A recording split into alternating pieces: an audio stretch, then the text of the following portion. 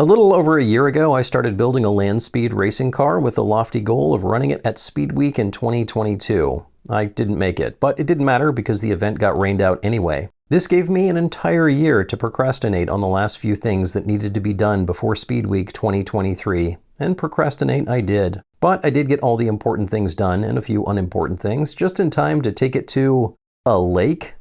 Would the event get canceled again? Would the car be put away for another year of procrastination? Or would I somehow find a way to drive 156 miles per hour on this surface? Stay tuned to find out.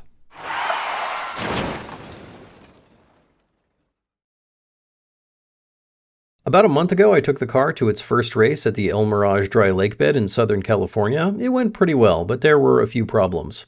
One of them was the steering. It felt twitchy and did not inspire confidence. I thought this might be because the steering was too sensitive. On a motorcycle, 1 degree of handlebar rotation is 1 degree of wheel rotation, but on this car, it changed the ratio, so it was about 3-to-1.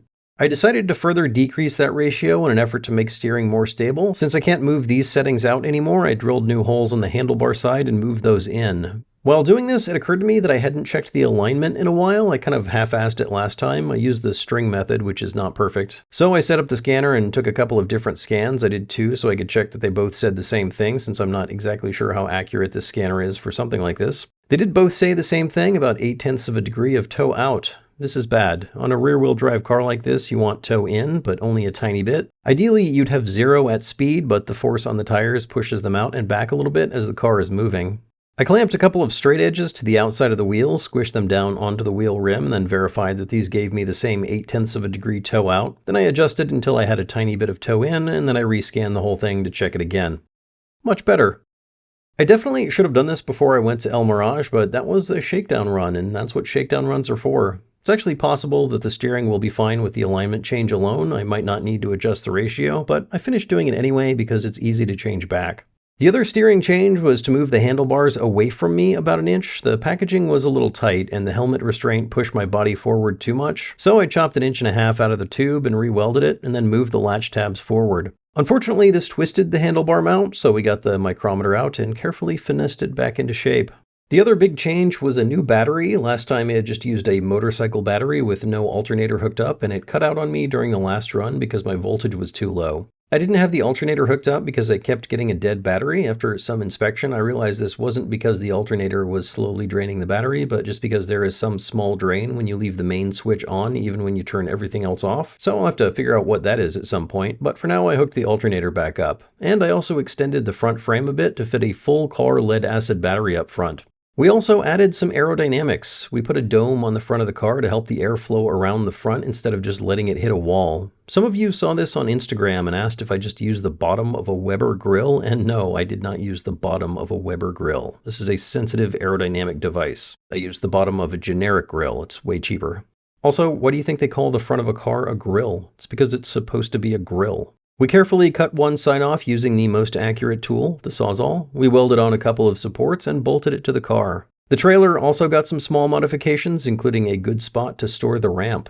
There were a couple of modifications to the push vehicle. The RV got a front hitch, and that front hitch got a push plate so we can get the car up to speed off the starting line. All this stuff took so much time. If you wonder why I don't upload more videos of me building stuff, it's because I'm always busy building stuff. One last upgrade was a new gauge. I had a hard time seeing my tach and speedometer at El Mirage. In fact, I couldn't see the tach at all. Banks heard my predicament and sent me one of their iDash gauges. This thing is pretty cool. It can pick up data from the ECU or standalone sensors, and you could program it to show whatever data you need. It can also log any of that data, which will be super helpful for after the race. I put it right next to my face so I can see my speed, my RPM, and my engine temperature, even with the sun shining on my visor and the car vibrating like a paint shaker.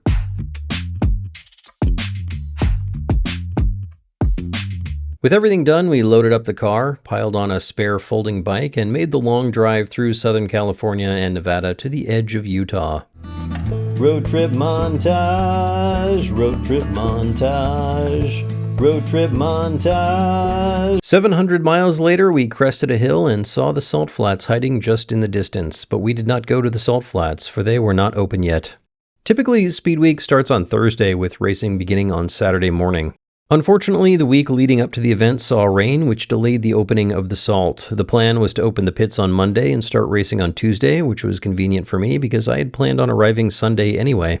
Tech inspection usually happens on the salt, but they moved it to the local airport before the salt opened. We passed without any major issues. They just wanted us to add some tape to the roll hoop and the front of the car. We parked the RV near the entrance to the salt and set up for the night. We being me and my new intern, Dave. Intern might not be the best title since he is unpaid and also like 40 with 15 years of engineering experience, but we're going with intern. The next morning was race day. After 2 years of designing and building, we were ready to go, probably not very fast since the car still doesn't have a body. Also because the dry lake appears to be an actual lake. It's not a very deep lake, but it's definitely a lake. And not just the entrance either, it was water for miles. As we got to the pit area, the salt started peeking its way through the water, but it was still not particularly dry. As my RV began to turn into a solid piece of rust, I and a lot of other people started to wonder if we were even going to race this week. There were 2 courses set up. Usually there are 3 or 4, sometimes 5, but this year got 2, and after the rain, it was starting to look like only one of them was going to be usable at best. I didn't think it would be dry by tomorrow, but I am not a salt expert, so I did not say anything. However, a lot of people on Facebook were expressing what I was feeling, and not in a particularly polite way. But we were here, so we started setting up the pit area. At El Mirage, we towed the car back to the starting line by just dragging it behind the truck, rolling it on its own wheels, but I didn't want to do that at Bonneville because the distances are much larger. Even if you pull off the course after just a couple of miles, you're looking at multiple miles of driving to get back to the start line. So we were going to use the trailer to tow the car around. In an effort to make it easier to get the car on and off the trailer, we pitched the front of it up by moving the ball and the adjustable hitch up. Then we used the floor jack under the trailer jack to get it up there. But to get the trailer off the jack, Dave, the massively overqualified intern, suggested using beer. Specifically a full beer can, which has a pretty significant strength and compression. This did not work exactly as intended, but we did get the trailer wheel on the ground, further supporting the theory that alcohol will sort of solve your problems. We also decided to make sure the trailer bearings were sufficiently greased. Unfortunately, the auto parts store did not have these small cartridges for my mini grease gun, so I got to spoon feed grease from the larger cartridge. Should have done this before I left. I also swapped out the melted airline for the rear suspension airbags because whoever installed it earlier did not keep it clear of the exhaust. So that was fun. The next morning was beautiful. Honestly, one of the coolest sunrises I've ever seen. Also, still not very dry. Actually a little worse than the previous day, but that was mostly because the wind blew the water towards the pits, which is good because that meant the course would be a little bit drier. In theory. We showed up for a 7:30 a.m. driver meeting only to find out that it had been pushed back to 10. So we towed the car out and got some glamour shots. Ooh, nice. Oh yeah. We also packed up our pits and just left everything in the RV. We would be nomadic since you can't really do anything on the ground anyway. Unfortunately, this made us 5 minutes late for the driver's meeting. Fortunately, the driver's meeting started 20 minutes late.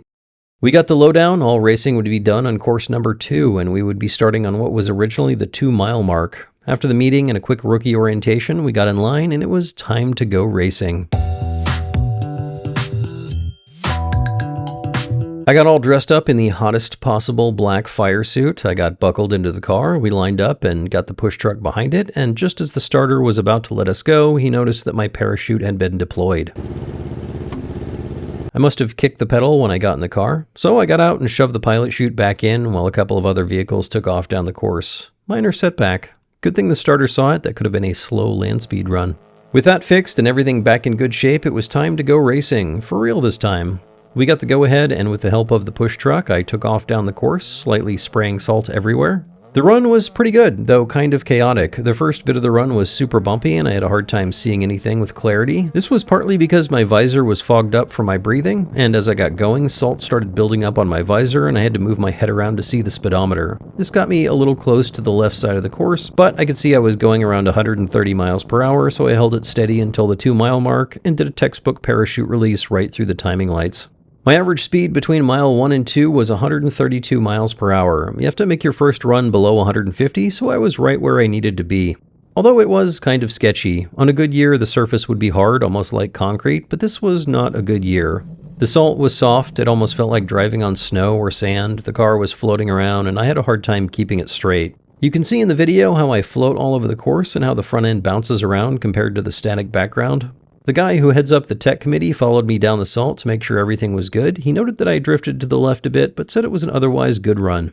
Thing is, I'd never driven on the salt at speed before, and I'd never driven this car on the salt before, so I don't know what it's supposed to feel like. I chatted with some other drivers, and I got all the opinions. Some people said it was really loose, some said it felt fine. What I did know is that my car was covered in salt, and I had officially raced at the Bonneville salt flats. The day was already late and the line long, so we loaded up the RV and took it to the car wash, where after 15 minutes of spraying, we had removed about 1% of the salt. This is going to ruin my RV and my shoes.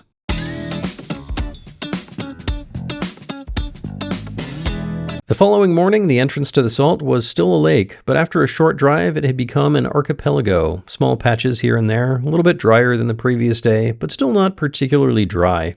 Our second massively overqualified intern, Chris, arrived and helped us install the Grillo Dynamics. I decided to add some nose art to it. Very nice.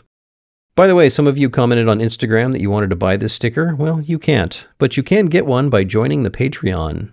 I'm going to be sending some new stickers to the patrons every few months, and this is going to be the first one. So head over to Patreon, support the channel, and get some stickers.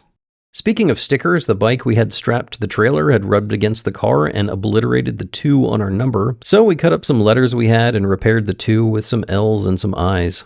I had a lot of people stop by and say hi, lots of fans of the channel. A few of them helped out, holding the umbrella and helping me get strapped in or helping get the car to the start line. So many unpaid interns. I even had a fan give me a scale land speed car he had made based on the renderings of the body that I will make eventually. Neat. It's always great to talk to fans at events like this. Definitely stop by and say hi if you see me out and about in the car world. I got all strapped in when we were about 3 cars back and waited for our turn, and our signaled that the course was ours. Vehicle on course is 1, 2, 3, 4. The I fuel streamliner of Superfast Matt. The car was still floating around a bit, but I kept it on course. I was focused on the driving, but after a mile and a half, I glanced at the speedometer to see 156 miles per hour. I kept it right about there for the rest of the run and pulled off after the 2-mile marker. I needed to run between 150 and 175 to get to the next license level. Unfortunately, that is the average speed over a mile, and since I didn't get up to 156 until halfway through the mile, my average speed was just over 144. Not good enough for the next license. I started to feel a little more confident with the car, but I also started to realize what was wrong. If you remember my front suspension design, I had this U-joint in the steering. This allows me to have front suspension without any bump steer. Unfortunately, this U-joint has some play. It's not very much, maybe a degree, but since I changed the steering ratio, that play is amplified back to the handlebars. So it's more like 6 at the controls. I also don't have a ton of caster. Caster sort of makes the wheel want to stay pointing straight ahead. On a road car, you'd have somewhere between 3 and 5 degrees, but out here at Bonneville, people run 20 or 30 or more. I only have 3, which makes the steering float around a little bit on the bumps. Combine that with the dead zone in the steering, and the whole thing is not very confidence-inspiring. There's also the aerodynamic problem. I don't have a body and I don't have a tail fin. I do have metal panels up front that are big and flat, so driving this car is basically like throwing a dart backward and trying to control it at 150 miles per hour. But the Grillo Dynamics did keep the salt off my visor. Unfortunately, it also made it super difficult to load the car on the trailer. But we did tape it up for the next run to make it more aerodynamic, because this time I was aiming for a run over 150 miles per hour. I wanted to get close to 175 just to see how much drag I was feeling, to see if it was even worth trying for the 175 to 200 license. But after about a mile and a half, a little over 150 miles per hour, the car suddenly pulled to the left. It's hard to see in the video, but something caused the car to steer hard left, enough that I went completely outside the course markers a quarter mile after it happened. I assume this was the back end breaking loose, perhaps with the wind catching the front of the car just right. For sure, the faster the car went, the less stable it felt. I hit the button for the parachute and pulled off the course. And that was it. I called it after that. With the dead zone in the steering and the lack of any aerodynamic stability, I decided we had learned what we needed to learn. We passed tech inspection. We finished the rookie run. We learned about how the car runs and better ways to get it loaded and unloaded. We also learned why people put bodies on their cars. It's not for aerodynamics. It's so that the tires don't fling 8 billion pounds of salty bull onto every possible crevice of the car. Salt that will immediately rust and ruin every part. And the entire RV. The RV purchase was actually a pretty good idea, and while I still don't have a name for it, we did come up with a name for the bathroom. In spite of all the weather issues, we had a pretty awesome week. We met some great people, the car did car things, and now we know what needs to change for next year. The race car still has salt hiding in a few places that need to be cleaned out, and the RV will never be the same, though I did thoroughly clean the underside the laziest way I could think of. Unfortunately, the trip around the salt also came with 6 new check engine codes. We did go back on Thursday, but just to spectate. We watched some good racing, lots of awesome and weird cars, and we got a tour of the timing tower. The amount of effort and time that goes into making this event happen is tremendous. For a few days, it did not look like racing was going to happen. A lot of people online were criticizing the organization, second-guessing their choices, and saying the event should have been outright canceled. When I first arrived, I didn't think there was any way it was going to happen. People come from all over the world to race and spectate. They plan all year to get here and race. The weather did not cooperate, and yet the organizers somehow managed to give us 4 good days of racing. So a big thanks to Bill, Heather, Lee, Steve, Jill, Nick, Debbie, the Rice brothers, Ken, Pete, Jim, and about 100 other people who worked late into the night and early in the mornings, day after day, dragging the courses, setting up cones and timers, and doing everything in their power to make it happen. And thanks, of course, to my highly overqualified and unpaid interns. Your help was invaluable, and by invaluable, I mean it has no monetary value. Several records were broken, lots of us got runs in, I learned a ton about my car and land racing, and I can now say that I have raced on the Bonneville Salt Flats. It wasn't the best speed week, but it was a pretty great speed week. And I'm already looking forward to next year when I promise the car will have a body. No promises. Land speed racing is one of those interesting places that requires a mix of book smarts and street smarts, or rather salt smarts. There's a lot out here that you can't learn from a book, and if you're anything like me, there's a lot in the world that you can't pick up from a book. I learn by seeing examples, diagrams, puzzles, interactive things that move. When I go through courses on Brilliant.org, I remember them. From simple math of arc lengths and steering angles to visualizing collected data, Brilliant has a course on it. All sorts of stuff that I was supposed to learn years ago, or did learn and forgot. Whether you're a student, a professional, or a lifelong learner, Brilliant can help you learn and keep learning. They have courses ranging from basic to advanced. There are a couple of new courses that I've just started, one on measurements, lengths, areas, volumes, and another on data visualization. There's a lot of new info, some stuff I remember, some stuff I probably should, but this time I'm going to remember it. Brilliant works for me. See if it works for you. Try it free for 30 days. Go to brilliant.org/superfastmatt or click the link in the description. The first 200 of you will get 20% off Brilliant's annual premium subscription.